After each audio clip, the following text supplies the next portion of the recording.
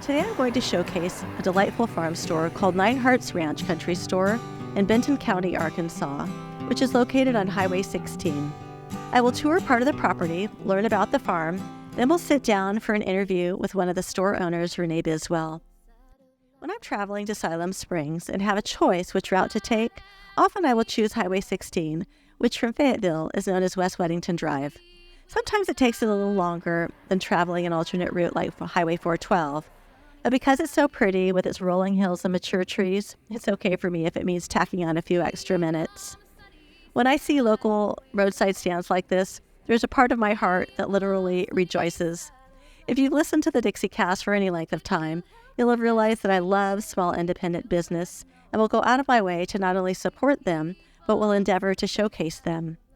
These little roadside stands remind me of the fruit and vegetable orchards of Campbell, California, where I grew up. Simpler times. My mom would often take me to the local fruit stand along West Campbell Avenue before it became Silicon Valley.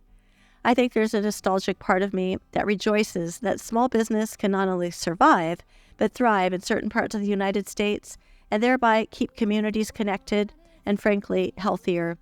I was surprised and delighted to learn that through this roadside stand, Renee was able to meet some more of her neighbors. Imagine that, such a meaningful effect of her enterprising spirit.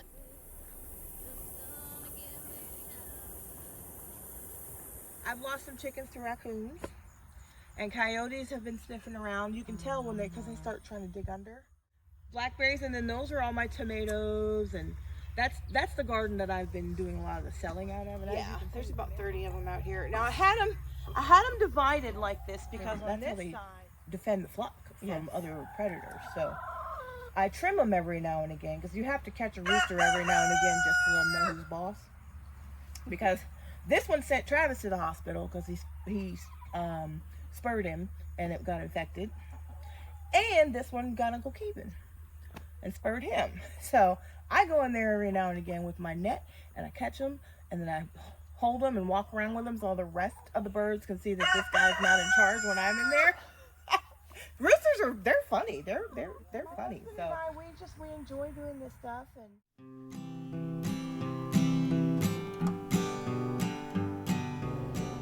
Hi, this is Jill Marvell with the Dixiecast podcast, and today I'm at the Nine Hearts Ranch Country Stand, and we're located in Benton County, Arkansas, which is in Fayetteville, but it's right alongside Highway 16, and I am here today with Renee Biswell, who, along with her husband Travis, together own this place, this quaint little store. And I just wanted to do a little interview with her today so that she can tell us all about this wonderful place and some of its offerings. And so Renee, if you don't mind just starting to, first of all, something I wondered about, why is this called Nine Hearts Ranch? we call this place Nine Hearts Ranch because when we first moved here, it was during the pandemic, and my daughter was back in college in Washington, and they weren't letting anyone out of the dorms, and she got scared, and she called Dad and was like, "Dad, can you come get me? This is scary. I feel scared." So he says, "No problem." He gets on a plane and he flies out there to Washington, and they drive all the way back. Well, on the way back, they were just talking about what we should name the place that we live, because we typically have a name. When my husband was in the Navy, we would call our house the USS Biswell. And then when he got out of the Navy, we didn't have a name, that we wanted to call, so they decided to call it Nine Hearts Ranch because there are 4 people, and at the time there were 5 animals. So that's 9 hearts all here living on the ranch. Oh, I love that. Wow. So we're both from Washington. That's kind of an interesting little caveat there. I mean, I'm not officially from Washington. I lived there for a few years. Right, me too. Okay. So which part of Washington were you from? We lived in Bremerton because, like I was saying before, my husband was in the Navy. That was his last stop before retirement. And when he retired, he got a job a block away from where I worked in downtown Seattle. So we just stayed. And then, just like with a lot of people, the pandemic changed all of that for us. So my husband was actually born and raised right here in Northwest Arkansas between Prairie Grove and Lincoln. All of his family is here. So when my job went away during the pandemic and his job went to permanent work from home, he asked his boss, well, does it matter which home I work from? And they were like, no, just don't quit, because we need everybody. Because during that time, insurance was booming because everybody was freaking out. So he's permanently working from home here, and he called his uncle, Kevin and Denita Seniors, and asked if we could live out here with them in his grandmother's old house, and they said yes, and here we are. Wow. So when we first became acquainted, Renee and I, when, during the summer I was traveling down 16, as I often do, heading to Siloam Springs, and saw your cute little tent outside, because you were originally a tent instead of this amazing little barn. But so we got to chatting, and I guess I just wanted to ask you, like, you had mentioned to me that you were previously in Lincoln. Yes. So can you tell me about that? We had decided that we had an online store that we were just kind of doing on the side. It was strictly online, and then things started piling up in like our storage buildings and outbuildings and things. And so my husband was going to look for a place where we could have this stuff retail and online. And he went into Lincoln Square, and he saw that there was a building for rent or for sale. And as he was taking pictures of this building to show me, the building owner walked around, and it just so happened to be Kendra Moore, who he grew up and went to school from like kindergarten through 12th grade with, and told her what he was wanting to do, and they struck up a deal. And so we had a store in Lincoln called Nine Hearts Ranch General Store. Mm-hmm. The original sign is actually that sign that's on the outside of this building here. Mm-hmm. And we just sold, grocery items like what you see in here. We had a lot of kind of niche items that were just things that you kind of find in gift shops or, places like Eureka Springs, where mm-hmm. you can go and find all those things. And we really enjoyed that, but our customer base kept asking us if we did vintage resale. And so we were like, no, we don't necessarily do vintage resale, but we just kept getting asked this question. So we said, well, let's give the people what they're asking for. So we started to do a little bit of that, but we just didn't have the, I would say, influx of customers into the square that we needed mm-hmm. to stay really solvent. So, my husband and I both have business degrees, and we're smart people, and we know when it's time to pull the plug on something. So I said, well, we'll do 6 more months, and if things don't work out, then we'll go ahead and pull the plug. And that's what we did. But so you have a pretty good visibility here. Yes. I mean, what is your average client look like? Is it somebody who's just like me, kind of traveling to and fro? I actually have a lot of repeat customers. Mm-hmm. My average customer is someone who is typically from the area. Like a lot of people who are my repeat customers live right around here, mm-hmm. and they're older. Mm-hmm. They come because they like my prices, and they like country food. They like fresh eggs and mm-hmm. homegrown tomatoes and homegrown peppers and things like that. So that's my average customer, and I have a couple of people who I see weekly for eggs and different things. So I feel like I've built a little bit of a customer base here, just being on the side of 16, which is great because it's one of the 2 main thoroughfares between Siloam Springs and Fayetteville. Right. And as I was saying before, I didn't even intend for it to be this. I just had a good garden this year and had more than I could can and more than we could eat, right. And just decided to sell some things, and it took off. So. Isn't that funny how life just kind of morphs our livelihoods even? Mm-hmm. Look at you here. And how would you describe your merchandise or the things that you sell? What are some of your big sellers, and is there an advantage to getting here early versus later? The biggest seller are eggs. Mm-hmm. Now I have 3 sources for my eggs. I have my chickens, mm-hmm. my sister-in-law's chickens, and my husband's cousin. She has chickens. Mm-hmm. And so I do co-op with my sister-in-law and my cousin when they have more eggs than they can eat. And because my flock is kind of young. I only have 12 birds that are actually laying constantly, and the others are still, they were just hatched this spring, so they weren't ready to come in to lay yet. But eggs are the biggest seller. Ice cream does well. Mm-hmm. And I found that tomatoes were big this year.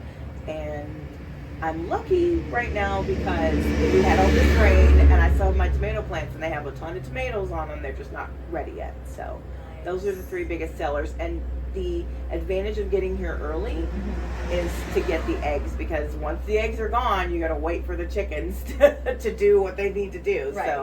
So that's the advantage to getting here early, is if you want eggs, get here early. Well, we'll showcase some of your merchandise and such, but I noticed something that I hadn't seen before, because I come in usually in the later afternoon, so I'm just assuming some of these items are snatched up. But I saw some homemade goods. Yes, I have ventured into doing homemade baked goods. A lot of the things that I do are under, they have to fall under the Arkansas Food Freedom Act. So right now I just have regular homemade bread and some chocolate chip cookies. There's nothing, nothing grandiose, just the favorites. And and I don't bake a lot of it because I don't know how many people are going to come. Sure. So, usually I bake enough for the week, and if it sells out, great. If it doesn't, then my kid will eat it. Yes. He'll eat it. Yes, it's true. I can imagine. Bread pudding, and there's always all the things you can. Old bread. And then you were telling me about some soap that you've recently incorporated. Yes, my friend, Crystal Remington, she makes homemade soap. She does goat's milk and lye soap. She's got some great new products that she makes. Dish soap with a little dish brush and a cup. It's really cute. And she raises, through her soap making and sales, she raises awareness about taking the stigma off of mental illness. And she, I asked her for her mission statement, and she's got some pamphlets up there. So I carry her soaps because I just believe in what she does, and she's such a great person. And her soaps have done well in here so far. They've only been in here for a couple weeks, so. That's great. Yeah. And so I'm recollecting back to the summer, because it was we had kind of a hot summer. It was sweltering this summer. It was. So what are just some challenges about the day-to-day, and what does a typical day for you look like? One of my biggest challenges is that there's not 2 Renees. One that can sit here all day, and then the other one to take care of all the chores out there. So I will use the honor system in here. I'll put up a sign, and I've got a little red box over there where people can shop for what they want and pay either in cash via the honor system or through my Cash App or my Venmo. But that's my biggest challenge, is finding time to man this and to do all the things I got to do. Because I got animals back there, and I got a husband and a son and myself and a house and dogs and cats. And so, it's just, I find that even when I'm supposed to be relaxing, I'm still keeping myself busy. So that's my biggest challenge, is just time management and not spreading myself too thin, and then still being present, because I like to be here to meet people and talk to people. I've met so many people who want to be a part of this, either by co-oping with me next summer, or doing some wholesale business with me, to have their products in here. So I enjoy meeting people in the community. I've met so many of my neighbors this way, and I've been here 3 years, and I'm just now meeting my neighbors because they're coming in here. So I do enjoy being in here, but that's my biggest challenge, is not enough Renees. Sure. And so just your hours, and do you anticipate, are you open year-round? Well, right now, I don't think I'm going to be open year-round. Right now, my hours are, I try to get out here before 9 o'clock to open, Monday through Saturday. And then some days, if I'm up early, I'll open early so that people who are commuting to work can have an opportunity to stop by. Because I've had a couple people say, I'm on my way to work and I don't have the time. If you were open a little bit earlier, I could leave earlier, that kind of stuff. And, so, and then I usually try to close at 6. Okay. So that I can, have a line fixed in, or that kind of stuff. And then I plan on being open this year, I would say mid-November, because I did just put some cabbages on the ground, and those are cold weather plants, so they should be ready mid-November-ish. And I'm always going to have eggs. So I haven't decided if I'm going to maybe open 2 weekends out of the month during the December, January, February months. But as soon as I start putting stuff in the greenhouse, I'll be open, which is about March, because we do plan on selling seedlings, started plants this spring, so that, because we have a greenhouse, so we can start this stuff early. And my husband loves tulips, and he sold tulips at our store last year, and they did really well, so he wants to have tulips this spring. So I would say I'm probably going to close mid-November and then open mid-March, and then I'll be open the rest of the growing and hatching and season, because I do plan on selling hatching eggs as well. I don't know if I'm going to sell already hatched chicks, but definitely sell the eggs for sure. Okay. Because I have fertilized eggs out there. My goodness. So, how can people find you? They can find me on Facebook. They can find me on Instagram. They can find me on the website, www.nineheartsranch.com, and they can also find us on TikTok. Right on. Well, I want to thank you for the interview today and your time. And I just want to say to come on out here and check out the Nine Hearts Ranch. This is a pretty fun place. So thank you for joining me today on the Dixiecast, and we'll see you next time for another heaping helping of Southern comfort for your ears. That was our strawberry ring, and then Having the eggs and all the stuff. right. Started cutting this because it was really wild, like way back. Process those two. They're in a freezer. Though we meet with the darkness and strife, the sunny side we also need. Keep on the sunny side, always on the sunny